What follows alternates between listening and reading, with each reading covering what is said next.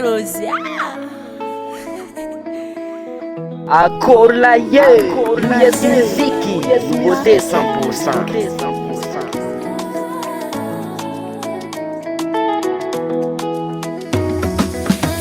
Sindweza vodiadiano nakuranga nol na itan masko mi bari fanoyu madich manyira tenga maita vadianga nol milamni vulangi kono amne dalanga no mudiano faningi diani foku magatiano isyo itia vavuni pitava kumbola mi bianga somnandare kangiza utufukuze vosecha nonde ikufuku fasotiza mbola mata na alautina zako simanyin fayaretako sikone bakarani no amahemara nisiwo na alautina zako na yefia kuzisa kumbyanga tombola misesi kwaraza angatako no mayopa yopa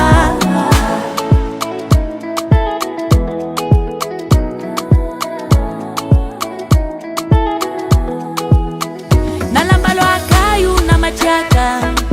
nete tokupanji zamivulga no tsue masiaka fatiako no yova eke kulumbelungu mandieta ndeki sula faka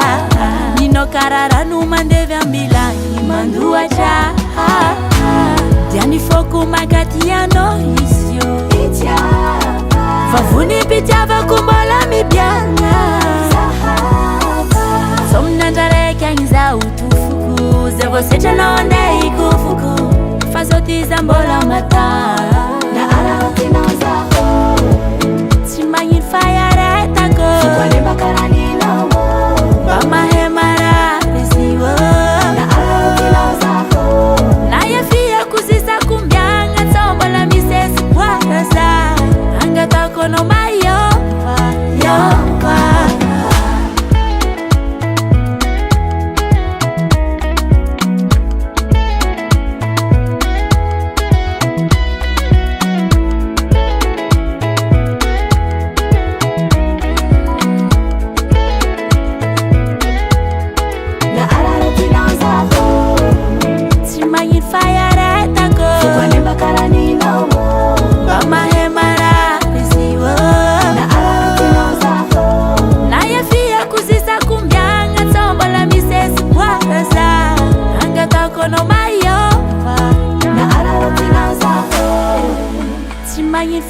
sikwane bakarani no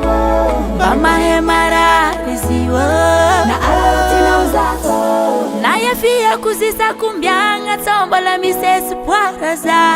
angatako no mayopa yopa Baba Sam US Music, US Music, US Music.